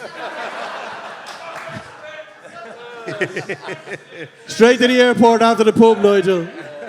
So on the '96 team, there was, like, obviously you guys are here, and the team was diverse, and you mentioned that there was all these big names, Savo, Bosnich, York, and all those guys. You want to delve into any of those guys on the team? Like, talk to me. Everybody. Hang on a minute. Let's delve into somebody else before they get on to the big boys. Do you remember a guy called Ricardo Schmecka? Oh yes. I meant to tee you up for this story. Yeah, apparently someone's got a story about Ricardo Schmecka. This story is 30 years in the waiting to be told. And I've not heard this story, so I'm really interested in what you're going to say, mate. And it better be good. Or you'll be getting sacked, Paddy. Well, apparently Drapes is coming on to take your place next week on the podcast. No pressure. You're more than welcome. But back in 1995, 96, whatever it was, I was friends with Gareth Farrelly. And I was in a pub with my girlfriend at the time in Birmingham, who worked for the club. And she was telling me she loved Ricardo Schmecka. He was just a lovely fella. Was he though? Italian stallion, yeah. Fucking, you weren't supposed to say that to me. He had a quiff of hair that was perfect. It's funny. To be fair, lads, look at you two. I wasn't always this fat. You're right. He's talking about He Wrighty was, and Draper. he was talking about me and Wrighty. So Gareth Farrelly comes into the pub and he spots me and he's waving and be over in a minute. Yeah. So he arrives over Ricardo Scamacca. Girl beside me, I was fucking head over heels in love with her. It's funny now, my daughter is actually paying attention. Look. And she says to me, "Oh my God, it's Ricardo." She called him Ricky Scamacca. And she started talking to him. We had a great night, good chat. Next thing I turn around and there she is walking out the door with Ricky Scamacca. All by myself. Could have been worse. Could have been Drapes.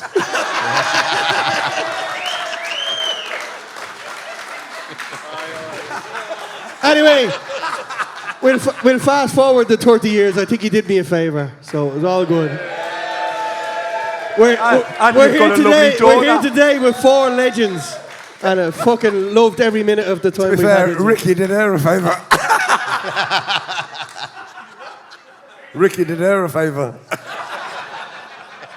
Is there an echo in here?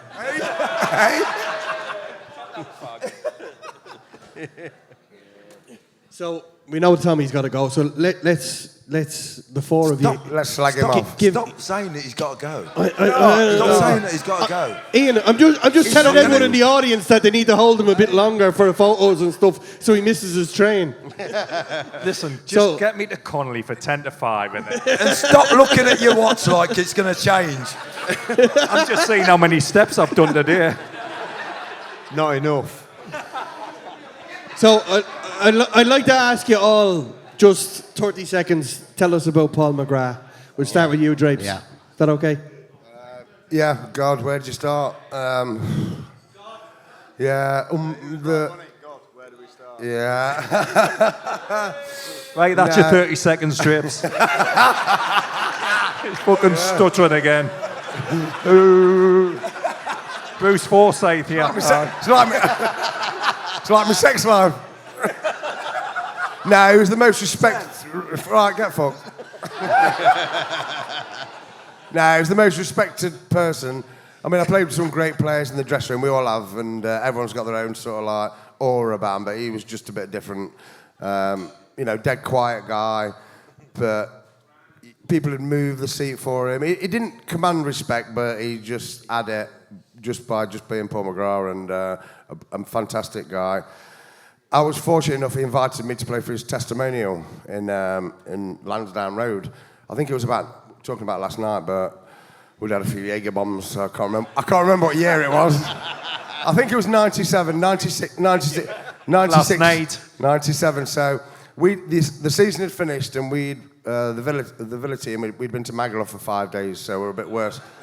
We're a bit worse for wear. And then we flew straight to Dublin.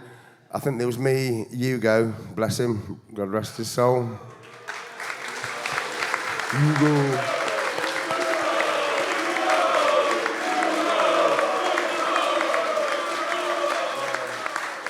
And Yorkie, and we were hammered. We'd had 5 days in Magaluf, a weekend in Dublin, and then we had to play this game on the Sunday at Lansdowne Road. I mean, it was supposed to be 44,000, but there was about 60 there. It was rammed. It was mental. It was one of the best weekends I've ever had. And I was playing in midfield with Vinnie Jones. We had a Premier League 11 versus the National Republic of Ireland national team, and I think they were preparing for a major tournament. And after about 20 minutes, I'm buffing up on the pitch. I'm like, tie my shoelace. I'm like 7 days on the 7, but we ended up actually winning 2-1 somehow. Was that when you went off? Yeah. But Macca was so drunk. He won't mind me saying this. He only came on for literally 5 minutes, but we had to sort of wheel him out the tunnel. But no one cared because he was Macca. And that was what he was, and we all respected that. And like I say, the most respected footballer I've ever known. That was 30 minutes, not 30 seconds, wasn't it? I'm going to say before, Righty lived in Manchester with Michael Oakes and Macca, and they used to travel in together. So, to be fair, I'm just going to reiterate what the lads are going to say. Absolute top draw. And we've seen him last weekend at the game, for the West Ham game, just remembering the 96 and all that. And it was great to see him. And he's still the same humble bloke. And he'd walk on the he'd be shy, he'd be like, he's just top, man. He's going out with In the Drapes bar. later. Aye. So, listen, Wright, he travelled in with him. He's got more stories on Macca than anything. We've got again- more stories on Righty than Macca. But again, just to reiterate what the guys have said, he was just a great guy as a person, first and foremost, but as a player, oh my God, he was unbelievable. I'm going to give you a couple of stories on him, or one, maybe one, maybe not two. You've only got one. So basically, when I first signed, there was myself, Paul McGrath, Dean Saunders and Michael Oakes, and we all travelled in from Manchester. At the end of the season, Dino left, so there was the three of us left. And Paul always used to sit in the back of the car. But as I signed, I came from Blackburn. And the week that I signed for Villa played Blackburn at Villa. And Alan Shearer, Paul McGrath were like at loggerheads, physically, verbally, like smashing each other all over the place and really giving it each other. So anyway, after the game, I think the game finished 0-0, and Paul's turned around to Alan Shearer as they're going off the pitch, and they're still giving each other verbals, and he's gone, listen, he said, every time I've played against you, I've been pissed out my head, and you've never scored. He said, I'm going to make you a promise. Next time I play you, I'm going to be sober and I'll just show you how good I am. So I've heard Shearer's side of it, because I'm still at Blackburn. A couple of days later, I've signed for Villa, heard Paul's side of it, and Paul, true to his word, because the gentleman he was, next time we play Blackburn, he plays sober. Shearer scores 2. So as they're walking off the pitch, Paul pulls Alan and he says, listen, he said, I know we've been at loggerheads and all the rest of it. He said, but I'm going to promise you one thing. And Big Al went, go on, what's that? He went, whenever I play against you again, I'm going to be pissed. And I think he did. But Paul was just, I find it really difficult to put into words what a good player he was, because I never saw him get out-fought, I never saw him get outrun, because he had this brain of a footballer that was he just read the game so well. He was God. People say, who's the best player you played with? And I think, I speak for all of us here, I think we would all say him. 100%, I think we'd all say him. He was just a legend. I mean, the funny thing about Paul is, like, we only got him at the back end of his career, when he was on the downward spiral, and like, God knows what he was like when in his prime, because when he was with us, he was unbelievable. He used to he didn't train all week.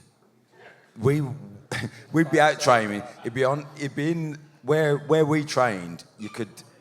The gym was like, you could see the training pitch, and he'd be just on his bike, on the bike. Jim Walker looking after him. Paul, can you pedal a little bit faster? No, this is okay. And he'd come out on a Friday. We'd have a light session on a Friday, 5-a-side, and he'd come out and he'd be the best player in 5-a-side. Then he'd be the best player on a Saturday. And it's like, yeah, and mate, honestly, there were times when you had to stop him from like going and getting bloody bottles of vodka in at the services and stuff. So one day, we used to meet at Knutsford services, so Dina had left, so it was like, I was like 24, 25, Oaksy was probably 22, 23, and Paul was like 31, 32 maybe, and a god. And me and Mike just looked up to him so much, and we were like, and it was so quiet, and he'd just stick his head through the 2 seats, and he'd go, guys, we need to stop. And I'm going, Macca, we ain't stopping. And he goes, and lean through again, guys, if we don't stop, I'm pulling the handbrake on. We're doing like 75 miles an hour on the M6. So eventually we get off the motorway and we're driving through the villages and we found a convenience store and said, Matt, he comes through the chairs again. Guys, we're stopping. So I'm thinking, shit, we need to stop. So we stop and I go, what do you want? And he went, get me 4 cans of Tennant Super. It's like 9 o'clock in the morning, and I'm thinking, shit. So he says, I'll go in. So no, I'll go in, Macca. So I go in, I get him 2 cans of Heineken or something like that, whatever it was. I come back out, and Oaks is running around the car. And I go, what the fuck are you doing? And he's gone, I'm trying to keep this fucker in it. Because we know if he gets out, and he'll do a runner, and we won't see him for like a week. But that was the type of thing he was. But you just dealt with it and got on with it because you had the respect of him. And that's the thing. You know, Paul went missing on trips abroad when we were playing abroad. He went missing in bloody Holland, didn't he? And Jim Walker had to go and find him. We couldn't find him for 2 days because he'd gone off and just on the piss. Remember when we went to Belgrade? Yeah. So we'd gone to Belgrade, and part of the deal was when we signed Savo was that we're going to play a game over there, and whatever gate money they receive from the game, they keep as part of the transfer deal. We get there, there's like 2 foot of snow, so the game's done. So there was a proper card school, wasn't there? You two was involved with it, wasn't He was the fucking master of it. So anyway, he was the instigator. So this is my side. And the card school was always in our room. We didn't even play cards, and they were all in our room playing it. So me and him were like, well, lads, will you fucking go? So fast forward. Brian said to us, you can have a drink, but don't go stupid. So anyway, it was like carnage, wasn't it? So the next day we're travelling back home, and Macca's drinking treble vodka and oranges in the airport. So remember Bozzy? Yeah. Bozzy turned around. Bozzy, every now and then he was like, he was a bit of a freak. No, we love him, like, but he was sometimes an arsehole. So he's turned around to Macca and he's gone. We did call him the freak. Yeah. So he's gone, look at the fucking state of you.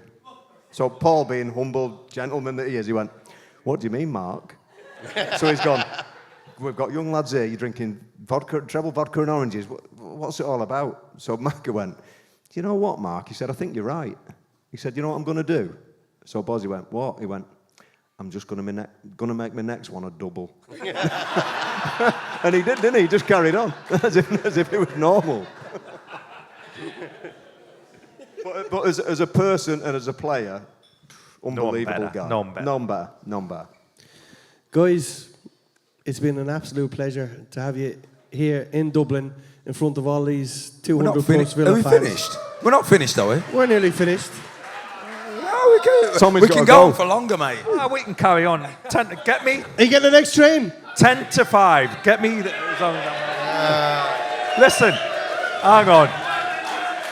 You've had enough of me, man. Don't worry about me. Hold on, James. Tell him the limousine story.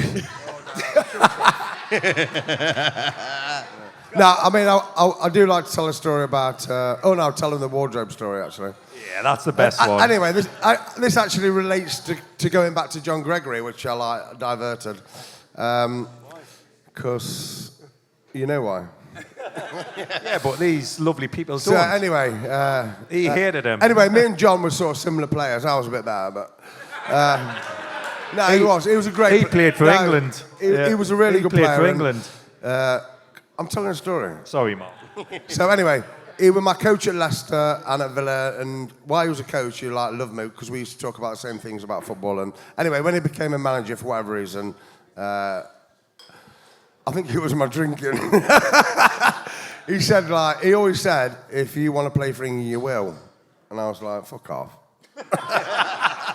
So anyway, I got this phone call. I was out of the team. I think he'd signed Alan Thompson, and I think he signed Boateng. So anyway, I was out of the team. I was about 30, and the first wife didn't like me either. Is this story long? I'm going for a piss.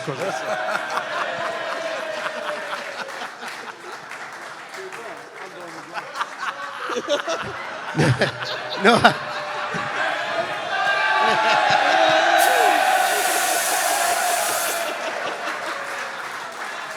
Next time I do one of these, I'm going to get catheters fitted for the kids. I've got feelings, you know. Come on, Mark. We love you. Right, so anyway, I'm out of the team. I'd not played for a couple of months. I went off the rails a little bit. I started getting on the old...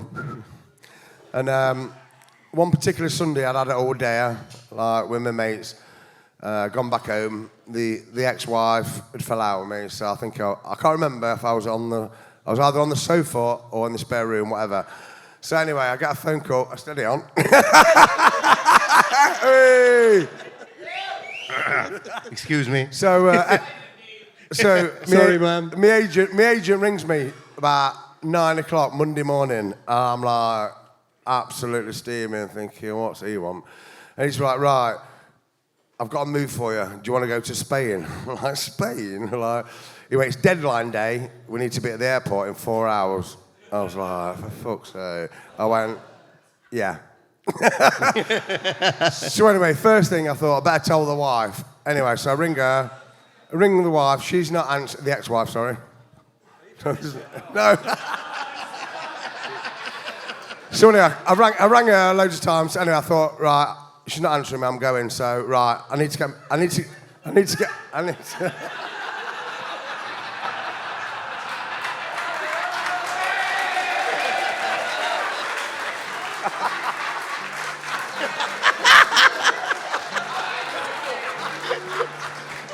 Are you actually off? Sorry, has he finished yet? No. Boring, Al. Can I go, Paddy? Because he's going to take about half an hour, like, you know what I mean? You got to miss your train. It's all right. Listen, has he finished? No. Listen, it's a shit story anyway. He went to Spain and played 2 games. Right, apologies, I've got to go. Thank you for... Thanks, Tommy.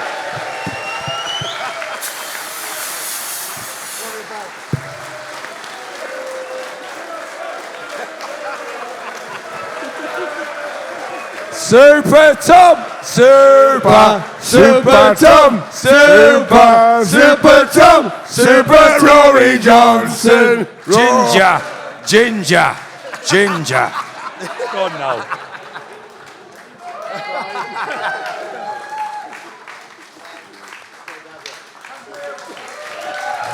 Tommy Johnson! Super Tommy Johnson, everyone. I wasn't joking when I said he had to get the train, but... Well, Mark, finish the story. Hold on, is that actually his case? That's actually his case, isn't it?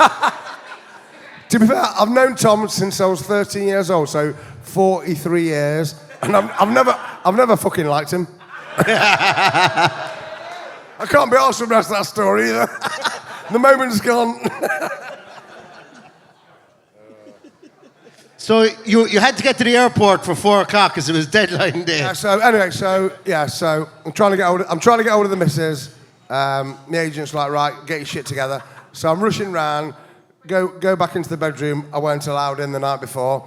So my suit holder, I've got this big pine wardrobe, 2-tier wardrobe, and I'm just thinking, God, I'm so hungover. So my suit holder was on the top of this massive wardrobe. So I've climbed up to get the suit holder, and the whole wardrobe's collapsed on me. So I'm lying in my bedroom thinking, my life's over. The wife don't talk to me. John Gregory hates me. Honestly, it weighed a ton, but yeah, that was it. And he ended up in Rayo Vallecano. Yeah. So, am I correct in saying you saw more Real Madrid games than you played for Rayo Vallecano? So, that is going to come out tonight, mate. It is, but it was probably, it was the best 6 months of my life. Because I was in, Steve McManaman was there at the time. He signed for the Real Madrid at the same time. So, luckily for me, my ex-wife stayed in England. And I was in Christian Carambou's nightclub every weekend. For those who can remember him. Was that number 37 as well? He was married to the Wonderbra bird. Can you remember her? Wonderbra? Oh, really? I'm steaming there. Even Longoria. That's her? Yeah. I'd say pervert. Guys, has Tom fucked off yet or what? He's nearly there. Guys, we've seriously come to the end, and I want to thank the guys for being here. Give them a big round of applause.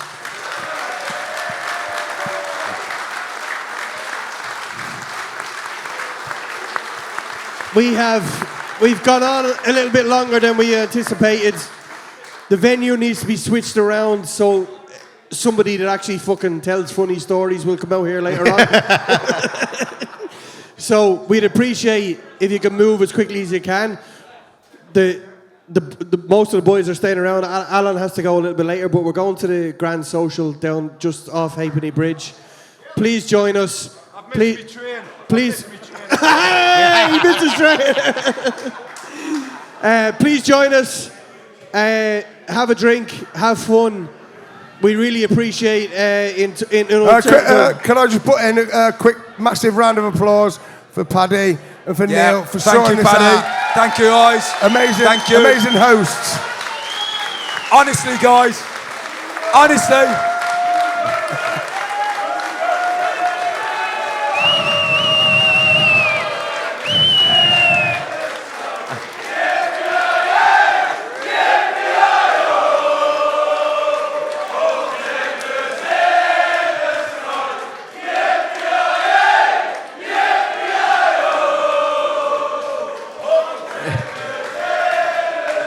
Before I was cut off, honestly, what I was going to say to you is, it's your round, my lord. It's your round.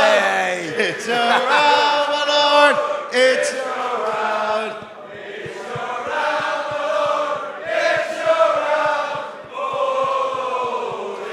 Paddy, honestly, I fucking love Dublin, mate. I love Dublin. We've loved it for over fucking 40 years. 40 years, mate. And every time we come here, there's so much love. And I just want to thank you guys for all the love that you give us.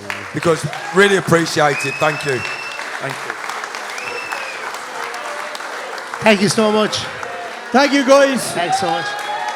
Just before I finish up, I just want to say a few words. I think this is the quietest I've ever been on a podcast. I was just engrossed. What amazing guests, from Sam to Nigel to the four boys here, and also to my wonderful co-host, who is actually the actual host today, Paddy. But I couldn't leave today go without. Paddy had a very special birthday recently. Paddy celebrated his 60th birthday recently. No, Paddy turned 50. I thought he was older than that.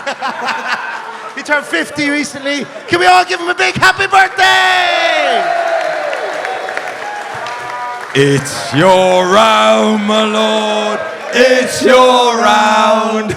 It's your round, my lord. It's your round. It's your round, my lord. It's your round. Oh Lord, it's your round. My old man used to be a City fan, and I said, bollocks, Europe. we ain't the Blues and we're gonna show it. We ain't the Blues and we fucking know it. With Spencer and Birchie, Alan McAnally, they're the boys that gonna do It's fine. If you support the Blues, You're a blue-nosed bastard and you ain't no friend of mine.